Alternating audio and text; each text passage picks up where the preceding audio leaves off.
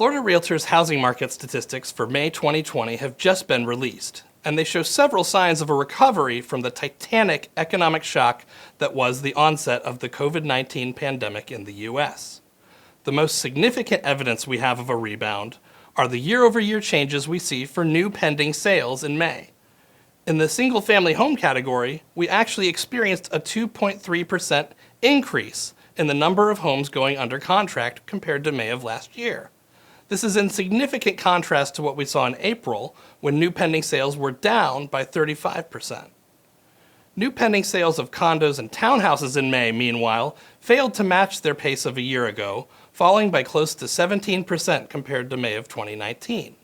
That's part of a continuing statewide trend of relative weakness in the condo and townhouse market that we've seen observed throughout this turbulent period. Still, this decline is a major improvement over April's 57% decline in this category.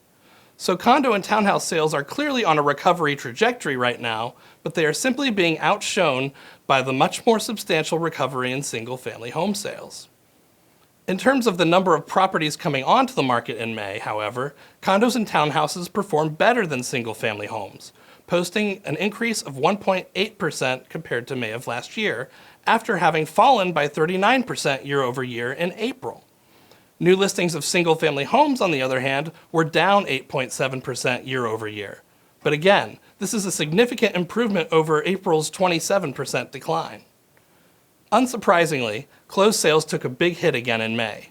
Single-family closings were down 36% year over year, while condo and townhouse closings were down 50%. This hit was, of course, very much expected based on what we were seeing in the pending sales data in March and April. But the good news is that this is likely the worst of it for now. As I already mentioned, May's pending sales clearly show we're recovering. It's just that we won't see this recovery in closed sales until a month or two from now when these deals are finalized. Turning now to home values, there's more good news in that the sale prices for the home sales that closed in May remained stable. The single-family median sale price was up by 1.5% versus last year, rising to $270,000.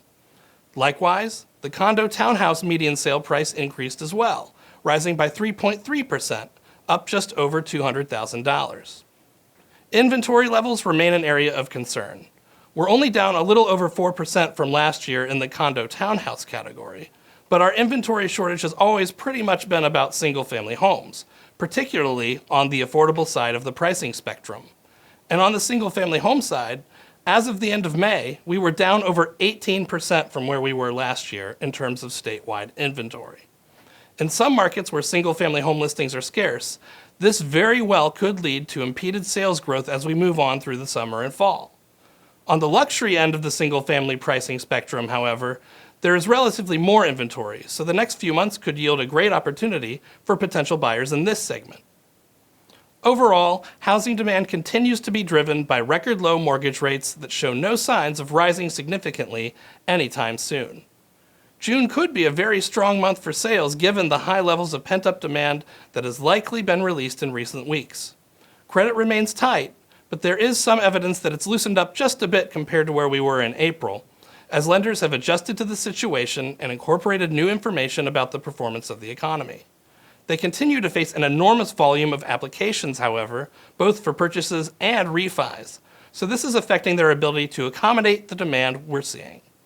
The long-run outlook for housing in Florida and elsewhere in the U.S. is, unfortunately, still clouded by the progression of the COVID-19 pandemic. Most of the official economic forecasts from both public and private sector economists as of late are baking in an assumption that there will not be a major resurgence of the virus this year. So interpret these figures with great care. A large second wave of this pandemic is the greatest threat to the housing market and greater economy right now. So it's important that we all continue to do our part to limit the spread, especially as we continue to try to reopen the economy. We've already proven we can keep this virus at bay through simple, common sense practices, so our goal should be to fight the natural human tendency in all of us to become complacent. Every time we make a decision to take the proper precautions, like wearing a mask in public and washing our hands thoroughly, we are not only potentially saving ourselves from infection, but we are breaking a potential chain of infections that we could start unknowingly if we were to become infected. We have to continue doing this in order to get our economy back on track. It's as simple as that. Again, the alternative is letting the virus get out of control again, and that will stop the reopening of the economy in its tracks. Remember, in the long run, the health of the housing market is largely determined by employment, so we need to get the economy back online. We really can't afford any major setbacks right now.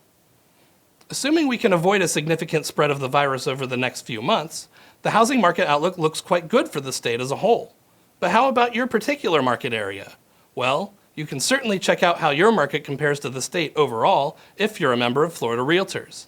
As always, you can find your local area statistics at floridarealtors.org/research or through our new interactive web application, SunStats, which you can find at sunstats.floridarealtors.org. Take care, everyone.